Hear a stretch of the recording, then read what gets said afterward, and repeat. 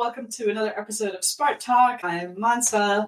Today we're going to talk about Germany. Germany's been in the news a lot, and with me to discuss the situation in Germany, I've got two people from Germany. Hello, I'm Philipp from Spartakist-Arbeiterpartei Deutschlands. That is the Spartakist Workers' Party of Germany. It's the German section of the International Communist League. Very nice to have you here. Yeah, thank you. I'm Toralf.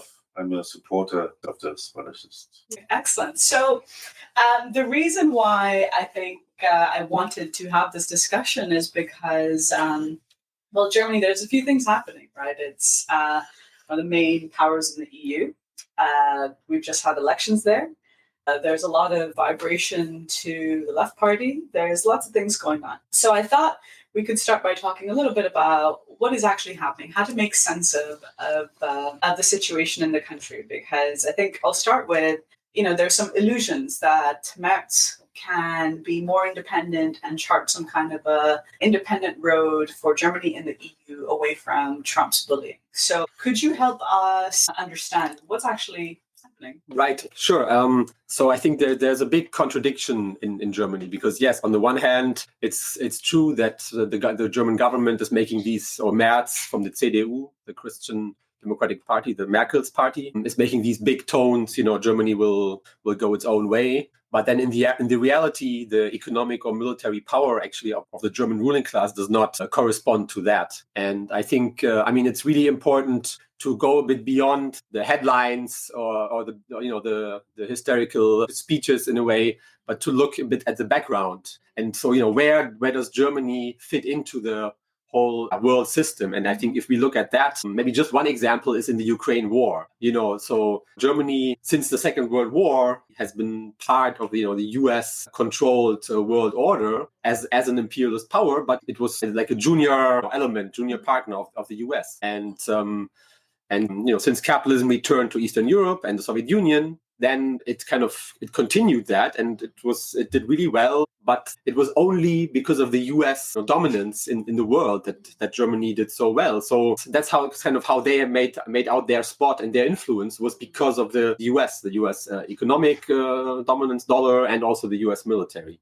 I have to say, I think also because of their complete loyalty to the US world order, which we see come, crashing down almost. But it's also as a result of that, they have they've really driven their economy into the ground in the last couple of years during the Ukraine war, right? So, So I think, let's just get this straight in terms of Germany's kind of dependence on the US. Do you think dependence is the right word for this? I don't think so. As you said yourself, there are these illusions. Mm-hmm. It's a pipe dream for Germany to have a more independent role from the US.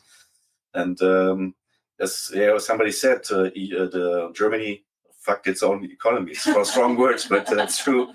In order to keep the Atlantic Alliance, and there's no material base for it. Well, we're sitting here and all agreeing with this, nodding our heads, except what we've just seen in Germany is the election of Friedrich Merz, who is saying the opposite. So yes, okay, there's this disconnect, but he also won, right? So there must have been a reason for this. So could you explain a little bit in terms of what was really posed in these elections? Because, okay, we're talking about Trump, but a huge component of the overall situation is also the AfD.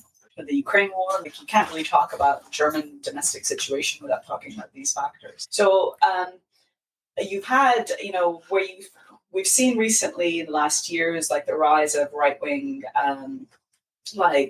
reactionaries, populists, etc. But Germany, with these elections, it's re-elected this liberal guy, although he's a bit more right-wing, So what does the election show us in terms of what's happening? I think there's a contradictory situation because really one big element of the election was that the AfD, the right-wing populist party, they doubled their support. And really, if you need to select one winner of the election, it was the AfD. So, but then to go back to your question on Merz. So, really the promise of Merz was that, okay, we will continue. Yes, we will rearm, we will do that, but we will not smash the whole, free trade and liberalism in itself. So while many workers don't like that and turn really away, and in truth also they got not a great result, but there was still a hope. There's also a worry and concern about what's happening, and it's just going to get worse and worse. There's on the petty bourgeoisie and of course the bourgeoisie, really they hope that they can sort of hold on to how they've really profitably run things in the previous era. I think in the populace, but also in the working class, there's a strong feeling for more independence from the US. And I do think there's a healthy element to this, because people see there's something wrong with the US hegemony, and so that what the new government tries to sell us is like more independence for Germany and the EU from the US. But there's no basis for it. The arms package, the 500 billion. They're trying to sell that as a step towards more independence. But what they're doing with this money, they will buy arms from the US, and also it is exactly what the US wants. They want Germany to arm itself. But for more independence, the EU itself is divided on. Let's talk a little bit about these broader divisions and why the whole dream of, you hear lots about like, okay, well, maybe the EU and Canada, they'll go pro-China and they'll do their own thing. There's all these different fantasies almost. Why can't the EU just go do its thing? Right. Yeah, it's an important question because it comes up all the time in Germany. But really, if we step back a bit, what is the EU and how did it come about? How did really the situation that we're now in Europe, how did it come about? It's like from 1945 when Germany was, smashed and defeated, it was every step that the US built up this, configuration in Europe. First against the Soviet Union, then the Soviet Union was defeated. Then the US said, okay, we have German unity. And it was all like, there's like thousands, I don't know the exact number, but thousands of US troops, the US finance, that all was pushed through with the European Union. So like, what is the European Union? The European Union is not like this institution that Germany and France made up to like go against the US, right? That's and that is one illusion, but that's totally no. It was like the US really pushed it through, and of course Germany has its own interests. I mean, of course we should not deny that, but it was really in line with the US. The problem is that now the US, like Trump, the US capitalists, are saying this whole way we did things is not really so good for us anymore, and we change it. Yeah. And though Trump might say, okay, well, I don't like those guys, the EU, but it's the US is also not going to so easily break with Europe as well, right? This is just not going to happen. But I think the other component of why the EU won't go its independent way is also the internal contradictions of this bloc. So you've got imperialist powers in there. Germany's, one of the top ones. And then you've got oppressed countries in there. You've got these internal contradictions that are going to just not lead to any kind of consensus. I think liberalism in general of the last 30 years or so, especially EU liberalism, those ideology has done such a good job, I think, in convincing workers, young people, oh, look, it's so good because we have free borders and it's like all nice and it's like the, pro blah, blah, blah, all of these things. Where I come from, but where I live currently, and, we're still, Brexit still haunts us in the sense of a lot of the petty bourgeois, they'll say, this is London petty bourgeois, but they're like, oh, it's so bad that now we can't just like travel freely. They only see this as a passport question. Instead of seeing that this is an imperialist, orchestrated, anti-Soviet bloc that is a pro-US entity. So, okay, going back to Germany and today. So March won, and we were talking about the elections. I would like to come back to one of the points that you said, which is the AfD doubled its support, right? I think the AfD is something probably a lot of people are familiar with, but to some of those who may not be, why is this such bad news? Because from there, I would like to then talk about the other side of the poll, which is the left party, Die Linke, because it also gained a little bit, not as much as the AfD, to make sense of how do we understand the polarizations in the country. So AfD, what is it, and why did it double its support, and why is that really a bad sign? The support for the AfD comes from the fact that there's no real left opposition to government politics. But the AfD, as an opposition party, they say they are against everything that the government does. So, and I know from my own co-workers and people we talk to, a lot of workers. So it's among the working class. This is the biggest party. The biggest portion of workers votes or supports the AfD. But I know from my own experience, many workers, they don't want to support the AfD, but they think it's like the only force right now making like a stop to the government policies, which is miserating the people. And so it's like the left's own fault. The leftist politics. They support the Ukraine still. So the left comes across as a party of war, and then the AfDs comes across as a party of peace.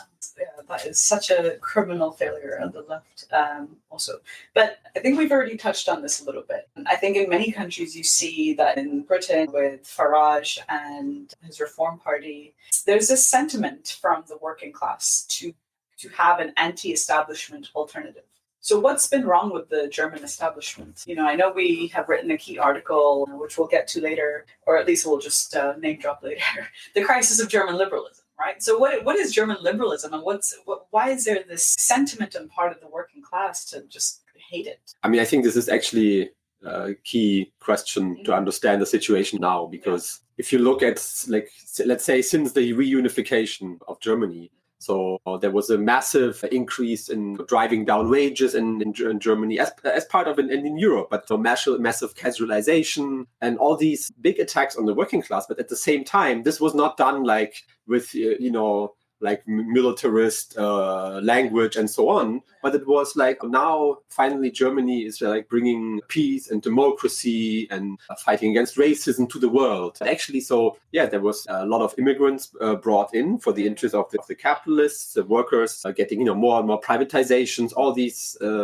attacks. But at the same, so the liberal cover for that was like, all this progressive, supposedly, progressive verbiage.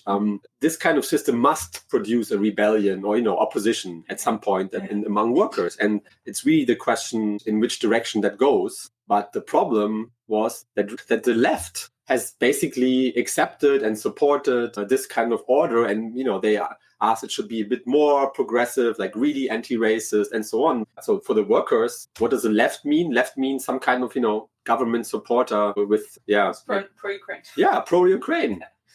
Against the cheap gas from Russia, pro-Ukraine, and probably for higher taxes for like some green things. And then, you don't need to talk again with the worker, I think.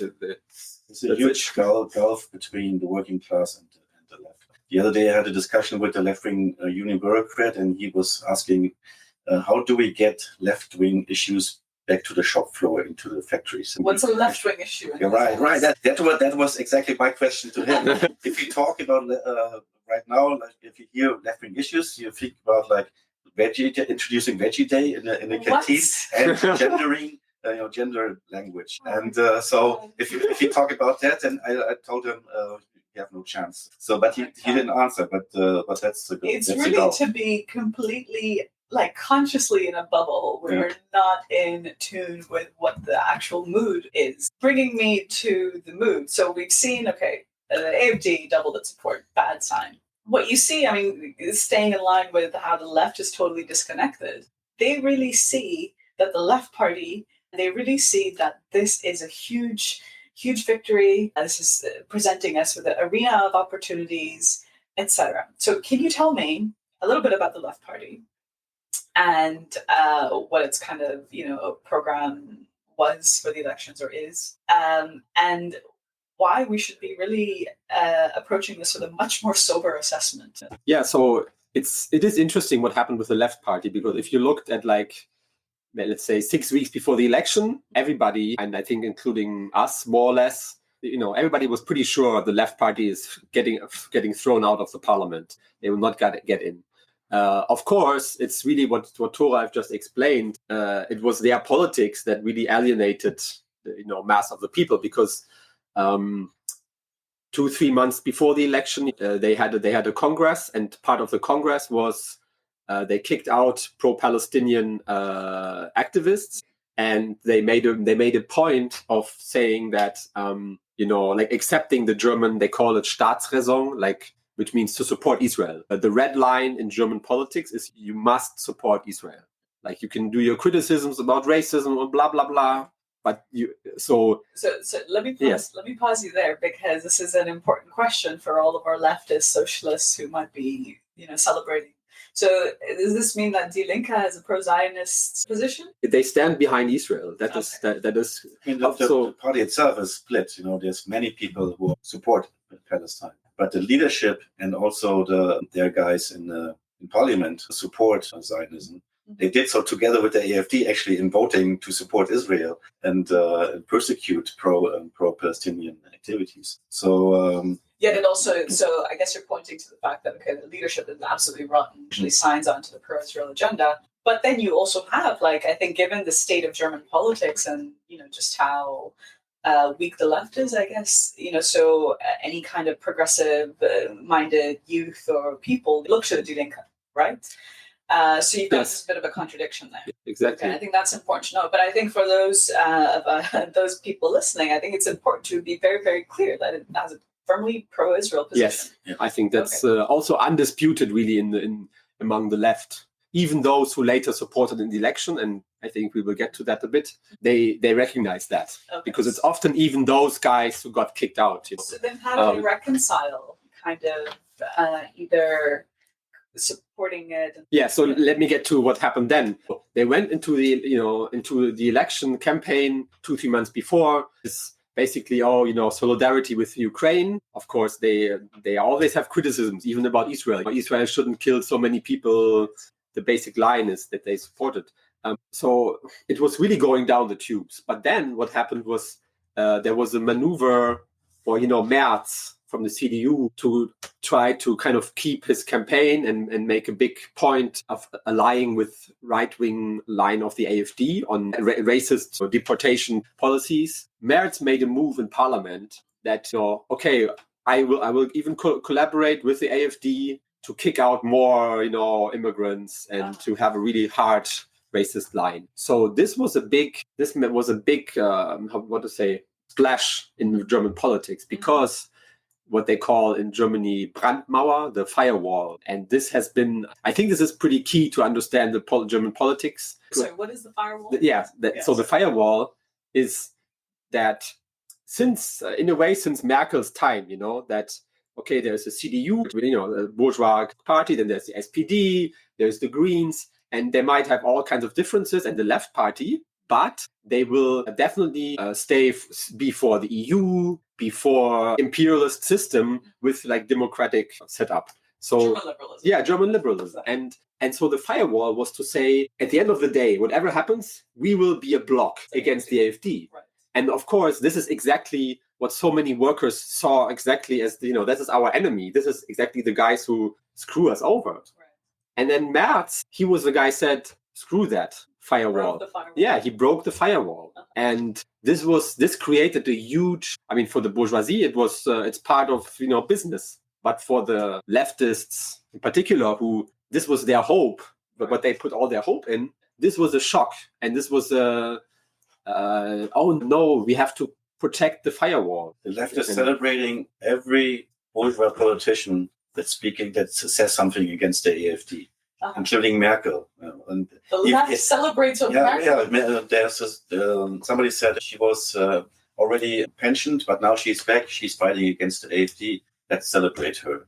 Merkel Antifa just serves to push the workers again further away and into the arms of the AfD. I had no idea how desperate the situation is at the left, which I think we were talking about the left party and the firewall. So why people look to it, right? Yeah, let me just finish this. So then the firewall breaks and the left is in total shock. Also, but of course, many people are genuinely afraid about the AfD and justified. It's really kicking, all racist stuff and militarization. It's all what the AfD is for. So there's many people who are afraid. But then for this just outrage or so, it was pushed, and the SPD and the Greens. They said, okay, we will rebuild the firewall. I know it's hard for somebody not in Germany. It's a bit hard to think of this, but. So then there was these big demonstrations in January, thousands, hundreds of thousands of people on the street. SPD, Green, and the left party. They all said, okay, we will rebuild, we will get against the AfD to protect the German liberal Merkel line. But in reality, the SPD and Greens, they have been already so discredited, since the previous government. I remember Olaf Scholz, his end of his. Very pathetic. It's so sort of the German liberalism is moving more and more. okay, Scholz is so discredited rotten. The Greens is the worst. Most pro-war party out yes. there. Pro-war and recycling and Veggie Day party, I guess. Yeah. And so then what is left, the biggest hope to bring back the firewall is the left party. And that is what really drove it. Like you had, for example, the Green youth, leaders from the Green bases splitting from the Greens, saying, the Greens sold out our liberal values. Now we are with the left party. Except it's really, I think, only a matter of time until the left party is also forced more to the right, it seems. Which brings me, I guess, okay, so left, absolute miserable situation, really clinging to the liberal status quo. So I'm trying to bring us to what our perspective in the elections was, right? Because we did intervene, we tried to chart a way forward. So let's, I guess, come to the more like far left. And well, one, it's like, what should have been correct kind of approach to the elections? What was the need for the elections in terms of actually championing all these like kind of burning anger of the working class that's being really driven down as a result of the war, etc. And how do we do our intervention? What were we for? Well, one of the most important thing was to stop arms to Ukraine and Israel, and to say no to NATO, and that resonated with the workers, including the AfD, especially the AfD. And during the campaign, I was leafletting, and there was one guy. No, I'm going to vote for AfD. And I'm like, okay, but just take a look at the leaflet. And the first line was no to NATO. He said, "Oh, that's interesting." So you can get into their minds and actually, win them back. But everything the left did, the far left, for instance, they have this demand for open borders, and with that, they're pushing the workers back into the arms of the far right. The left party claimed that there is no problem with migration. In a lead up to the elections, it was, as you said, it was a big issue, and scapegoating the migrants for the downturn economically. But the left party totally ignored that and said, no, this is just the sidetrack issue. There's no problem with migration. They campaigned on a purely social basis, trying to help the people to pay lesser rent and stuff. Maybe one thing to add, because if we look back at the firewall situation and actually what built up the AfD, which was this kind of politics of the SPD, and then that the left party is now seeking to continue. In that sense, it was clear, from the beginning of when the Ampel, the previous government, fell down, it was clear that the starting point, the left is really isolated. There's many small groups that are for socialism and so on. The starting point of any campaign for the working class must be that we do something that is against the line of the SPD and against the line of the left party. And on that basis, from the very beginning, we talk to different groups at the starting point, for the workers, what Toralf said, against NATO, for Palestine, and against these politics of the SPD and left party. And so we really try to, motivate and talk to other groups to sort of mobilize for a unified socialist campaign against these parties. And it's sort of the bad. There's a good point that there was one party, I guess we will talk a bit more, yes. The Marxistische-Leninistische Partei Deutschlands, MLPD, that was running this campaign, and we joined with them. But the large majority actually in the end supported the left party and refused this kind of approach and wanted to continue what they have been doing for years. Now, I think one thing, we're inching closer and closer to our campaign, but I think, of course, the Ukraine war plays such a huge role in the elections, but also just in German politics. Our listeners may not be entirely familiar with our line, because, we had a no weapons to Ukraine line, but, a lot of the left would not have that line. I think, can we just explain very briefly, why is that something that's in the interests of the working class? Why are we against shipments to Ukraine? To make sense of, the overall kind of perspective we had? I think the left is in a trap, self-imposed trap.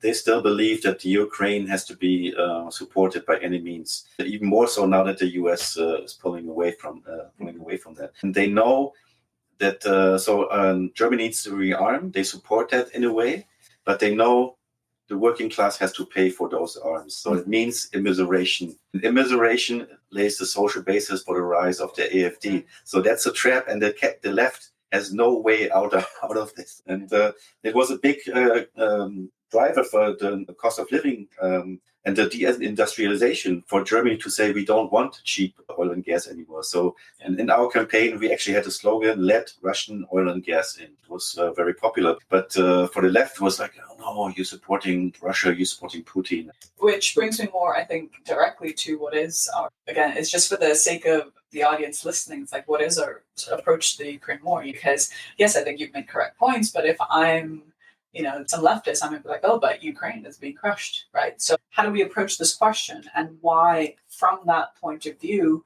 is it actually not in the material interest? I think you've done a good job just explaining that, but like, why are we not for a Ukrainian victory? I mean, from the beginning, like what happened in Ukraine, we talked before about the EU and what, so the EU more and more moving to the east. In fact, of course, what did it mean was more and more US, and with that also, German exploitation of like Poland, for example. So, so the EU, and with it, the NATO was pushing more and more to the east and getting to Ukraine. So more encroaching on Russia. I mean, if we look now at like really what is happening with Ukraine, it's like Russia is trying to control the Ukraine, but actually what's the alternative right now posed is the US or NATO exploiting Ukraine. And so, I mean, of course, to fight for Ukrainian, national independence, or it's a very progressive, important struggle. The point is that if you just look at, the news, even the last few days, it's clear that like the alliance with the US or, the German arms, has been just massacring the Russian workers in uniform, the Ukrainian workers in uniform, and trying to keep Ukraine in the embrace of imperialism. So that's why we, from the beginning, were actually calling on the workers and like the soldiers on both sides to fraternize and turn the guns on their own rulers. Like, I think in Germany, often I think it's not so far away, because what Toralf explained, like it's clear the guys who are pushing for the weapons deliveries, it goes together with like deindustrialization, attacking the workers. So it's I think quite connected for many workers. Okay, so then bringing it back to so you've already discussed a little bit about some of the demands we raised. But we actually worked together with the MLPD, and we ran a candidate. Well, we ran you, Toralf, to stand in the election. So I think that was quite a unique experience. One, because we're a Trotskyist group and they're not, but it was a real concrete action of united front work to advance the interests of the working class as they are currently expressed. And you've already talked a little bit about, we tried to reach out all of these groups, and they really refused to build a united working class opposition because of all their various sectarian arguments and so on. Yet I do know that I think it's which group also ran candidates in Berlin, is it? Yeah, Moreno, it's called Klasse gegen Klasse in German. Right. I think for example, in France is Révolution Permanente, or Left Voice in America, together with RSO, Revolutionary Socialist Organization. Yeah. So it's not as if the left kind of, didn't care about the elections or didn't run candidates. They did, except they, for some reason, decided they're not going to do it on a united basis with other left groups who also want to advance the working class interests. So I guess all of this brings us to one, before getting more concretely into our specific campaign and the work, the results of our attempts to build a united opposition. What was that like, and what were the results of that? And then we'll talk about Toralf's experience, because I think that was quite unique. Yeah. You mean outside of the MLPD, the other groups? Because if I remember correctly, we did approach some.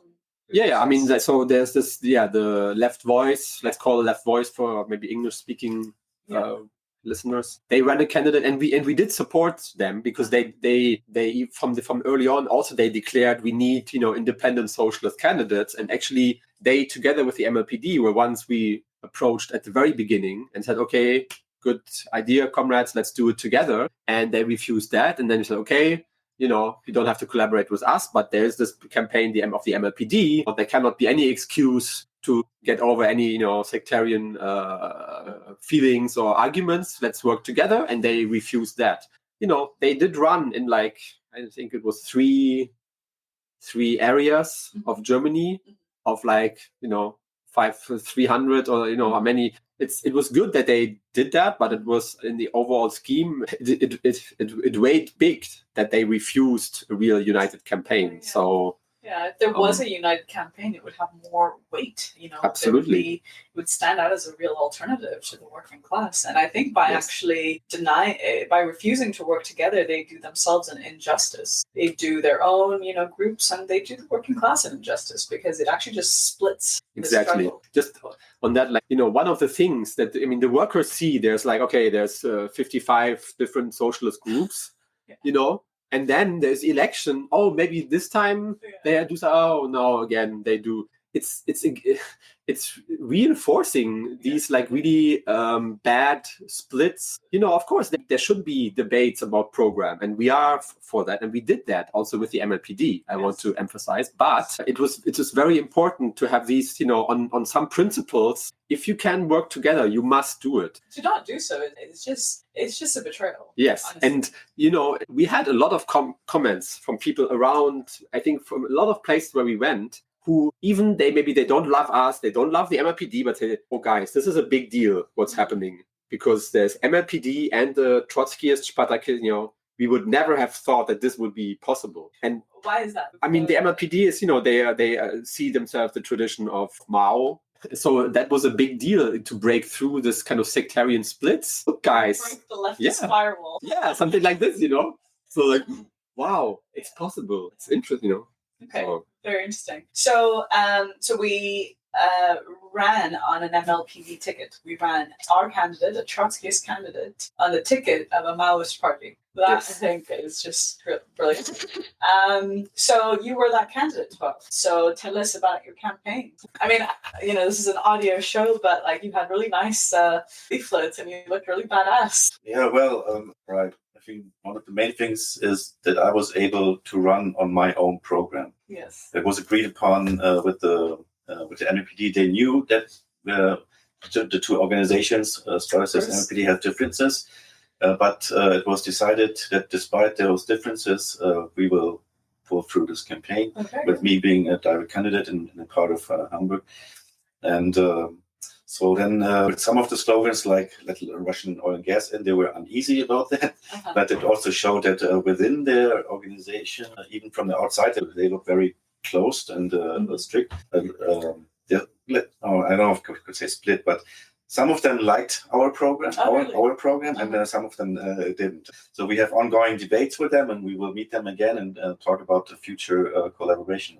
But so lots of people on the street and at my workplace said, I would vote for you, but MLPD, I don't know. And then a lot of it comes from strange demands that they have. Like one of the craziest in my mind, and for many workers, is like one of their slogans demands is stop fascist climate deniers. Stop. Sorry, I just have to process that. Stop fascist climate deniers. Okay. It's a German thing, the climate deniers. So if you deny the climate thing, the climate change. If you deny climate change, you're a fascist. Right. This automatically makes you a fascist. Yeah. It's like being against the lockdown. It's maybe a bit off topic, but oh my god. Okay, interesting. Sorry.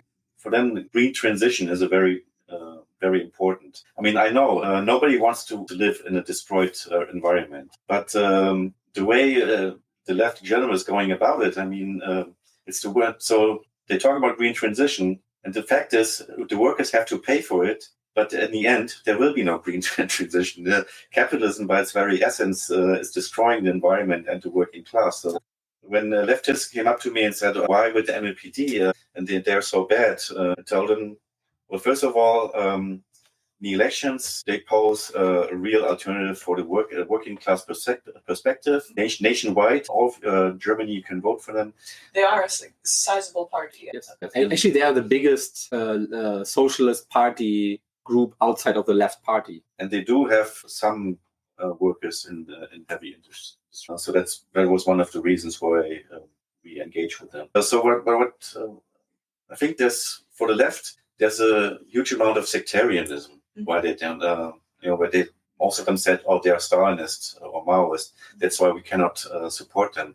when I talked with coworkers about it, they say, why MLPD? And I'm like, okay, let's why not vote for them? And then we engage the MLPD together about their strange slogans and their strange politics. It's really just, I think this is just how United Front work is done. Yeah.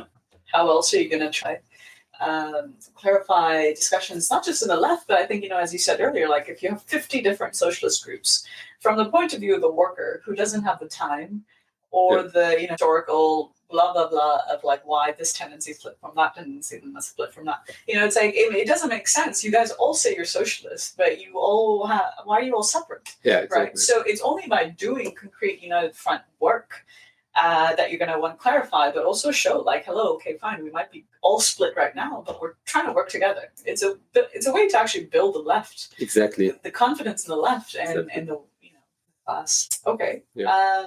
Maybe one thing to add about during the discussions we had during the campaign with the MLPD, I think there was a very clear thread, and we can talk more about the details, but it was from the beginning, when we approached them, we said, okay, we want to work with you. We think it's important that you do this campaign, and let's build the strongest campaign possible. And, a lot of the debates and differences actually we had with the MLPD throughout also the campaign was over on this point. It wasn't just 30 years ago you had this bad formula, but really how to build now the best, the strongest MLPD campaign, and for that the workers' opposition, and that's how it comes in about the climate question or other on the AFD and so on. Just as an aside, I do know that during the course of our work together with the MLPD, one of the things that came out of it, which was really a big deal, I think, was that you guys had a debate. Yes. Mm-hmm. Yes. Could you talk a little bit about this debate? Yeah.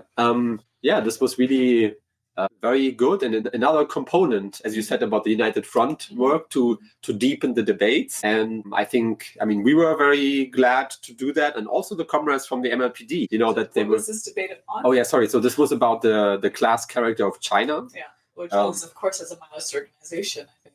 Not just the Maoist, but I think on the left this is an important question, right? But totally to have a debate in Germany between, I think, was it not another organization? Yes, there was another organization, the Revolutionary Communist International Tendency. Yeah. So during the course of this work, we were able to actually bring together 3 organizations, have a debate on the class character of China, which is actually a really urgent question as the world kind of, is being restructured. Yeah, I think that is online, yes? Yes, it is online. In German. Yes, the debate was in German. We can link to it in the...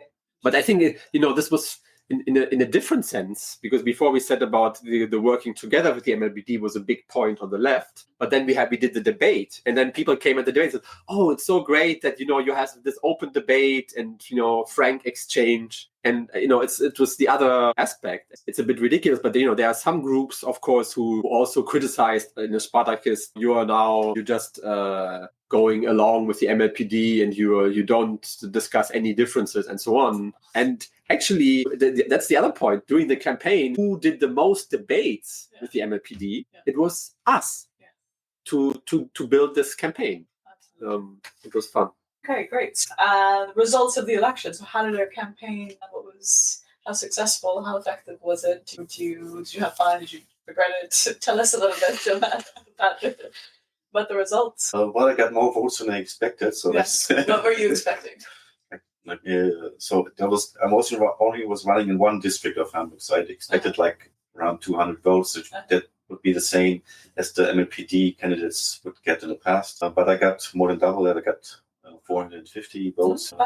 And we had, when we campaigned in that area, we had one location where we campaigned more than the other locations. And then at that hotspot, a very nice spot in a very immigrant and working class district. In that area, the result of that little locality even came out on top of before I came in, before the liberals and the free voters. Well done. With 1.3%. Okay, that's cool. All right. So, we've talked about situation, elections. So now what are we facing coming ahead? I know you guys are working on putting out a new paper, which should be out in probably some days. So what are we looking forward to in Germany, and what are the tasks? Right. If we look at the world right now, it's a very tough situation for the working class. Yes. I mean, in a very general sense. So, and we see right now it's really the US, like US imperialism, driving the whole situation, more and more squeezing the workers in the US and the other suppressed countries. So Merz, and there's this new government that's in the process of getting into, assembling in Germany with CDU and SPD. And I mean, they are promising basically more and more cutbacks, even though we think it's pretty clear that it's only the beginning, and they will, as the German bourgeoisie will be more and more in a tight spot with pressure from the US, the attacks on the working class will be much increased, actually. From that sense, understanding that, it's quite clear, we think that, we have to urgently now prepare the workers and the left for this defense struggle. Attacks are coming. Yeah. We're going to be in a tough position. Exactly. At the end of the day, only the working class can make a difference. Only the working class can stop this dynamic that's leading us to a disaster right now. Mm-hmm. And the means for the working class are the unions. And the unions are in a very bad shape. What our task is, what we need to do is fight for revolutionary leadership in the unions, mm-hmm. To make the unions fight back this dynamic. This is actually one thing I failed to touch on in the discussion, but obviously, more and more workers turning against the status quo, looking for the AfD, etc. Germany did have some strikes in the recent period, right? What was the result, and what is the state of the labor movement? I think it will help us to make sense of what's coming ahead. Well, a sober assessment is the situation is bad. Well, yes. No, you have strikes. You say strikes, but in Germany they have these so-called warning strikes, the time limited warning strikes. Okay. Warning strikes. Warning that we will strike. Yeah, no, well, they do strike, but it's time limited. They strike for 24 hours, maximum 48 hours, and the bosses are being notified beforehand that there will be this work stoppage for 24 hours. And the fact is, the bosses, they laugh about this because they can plan ahead and they know after 24 hours it's over and the workers start working. Yeah, so, and there's as we talked about, there's this huge disconnect between the working class and the left, which is also part of the bureaucracy in the unions. We really need a class struggle, revolutionary perspective in the unions. And, maybe a bit some concrete examples, because there is an interesting contradiction, because on the one hand, these very limited actions, 1-2 day strikes are minor inconvenience. But of course, it does show that the workers, that there's a lot of anger and sort of the sense among workers that, we have to do something, because since the Ukraine war, it's getting just worse and worse. And so, for example, especially in recent weeks, there was struggles in the public workers, which is like hospital, the public transport in Berlin, at the airports, there were strikes. So what happened, the basic pattern that we've been seeing since the Ukraine war. And so there's a real attempt from workers to gain something. And then there are these strikes. And for example, in the public transport in Berlin, the workers, they voted. They did a vote. Do you want an unlimited strike? If we don't get our demands, do you want unlimited strike to win it? 93%, 94% said yes. Unlimited strike. Yes. So that would be really big deal. And, and this has happened in the previous years or in some other industries. So then what's happening is the union leaders are getting really nervous, because the problem is their view, and that comes back to before what we said about the left. They think, okay, we have to protect the CDU-SPD government, because if not, what's going to happen? Then it will be the AfD. So what are they doing is they make all kinds of maneuvers. We don't need to go into details, but to sell out, to make some rotten deal. And this is what they pushed through on all these examples. And over the heads of the workers, of course, and in the end, it means loss of wages. So then if the workers, they go through that experience, of course, we know who will win from that. It's actually the AfD. But that is the sort of devil cycle that's happening. One of the things that we're seeing in many countries is that, it's very clear that attacks are coming. And in some cases, the working class in a much worse footing than in other countries. Some socialist groups draw the conclusion, attacks are coming, go on the offensive. We need to stand up and fight back. Now, of course, in the abstract, yes, fight back, of course. But it doesn't mean that this is going to be you're going to get punched in the face and then you're going to rise up and punch back. It doesn't work like that in the class struggle so much all the time. So what you're saying is that we have to prepare for defensive struggles. We are in Germany and other countries, not in really a position to be going on the offensive. We're not going to see huge upsurge of class struggle, right? So I think it's to other leftists who might be listening, why is that not something that we're going to see? Well, the situation is, like Philipp said, every so-called bad compromise, every contract is worse than before, leads to the rise of the AfD. The situation in my place, there's contract negotiations coming up, and I'm going around asking co-workers what their demands are, what their grievances are, what they would demand from the union to put up as a demand in the negotiations. And there's nothing much coming back because their feeling is it's not worth it. The union isn't fighting really anyways. Either the union isn't fighting, or if it's fighting, the result is not good. So they don't expect anything from the union, and to talk about the offensive is delusional in a way. So as I said, we have to fight for different strategy for the union, fighting strategy. And I mean, even to build up the union, there's also in a way a disconnect, I think, between the leaders of the union who are so kind of tied with the government or the SPD leaders, and then the many workers who in part are not even in the union. I think it's still less, maybe it's a bit different maybe than other countries. The unions are still relatively more in a stronger position overall maybe, but it's still true that if the workers, even who are in the union, if they don't see their union as really the vehicle to win something, then we have to change that first. We have to get to that, because otherwise, what will it be if we just call on for some offensive? First, it's delusional. It will make more the leftist ridiculous to the workers. And if something happens, those guys who do something, they will be really isolated because that's a recipe for defeat. Exactly. So looking ahead, preparing class for the coming attacks. What else are we sort of looking ahead in terms of the work of communists? I mean, one other element of this, we talked about the class struggle and economic attacks on workers, but another big attacks that have been happening on the whole time, sort of a political repression drive, against anybody, for example, who says even, free Palestine, or has Germany, I think in the West was one of the worst countries. Yes, for repression. Exactly. Very, very brutal. Has a small Palestine flag, and people get thrown out of their jobs, and the union leadership doesn't do anything. This is one element actually that if we do it right, and if we try to really connect these struggles with the interests of the workers, not as some moral appeals to be good people, but why workers should take this up to strengthen themselves and the unions, then it can be a way to strengthen the class and the Palestine movement, for example, which are right now totally totally isolated. I talk about defensive struggles.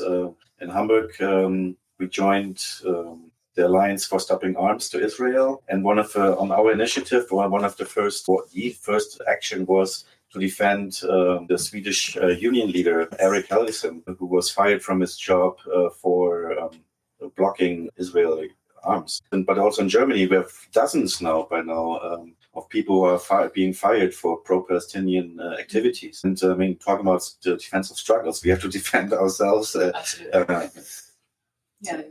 The one other thing that goes together with what we've been talking about really, and what Toralf already mentioned, is sort of, how do we do this? Building a defense movement, preparing the class for these struggles is really to seek to build up an opposition inside the trade unions, because one part of the left is just ignoring the workers' movement more or less, because either they are voting for the Berlin petty bourgeoisie. Yeah, exactly, and they are going to the AfD, or the other thing is they go inside and they maybe try to work in the apparatus and don't raise your head too much, and so go with the flow of the bureaucracy. And that also is, really undercutting, it's only helping the bureaucrats in the end sell out these struggles. So this is going forward. For example, I mean, we don't know, with the MLPD or with other leftists, with other workers, to try to build like an opposition against the current course of the union leaders. All right. Well, comrades, thank you very much for that informative discussion. Thank you very much. Conversation. Yeah, Thank you very thanks.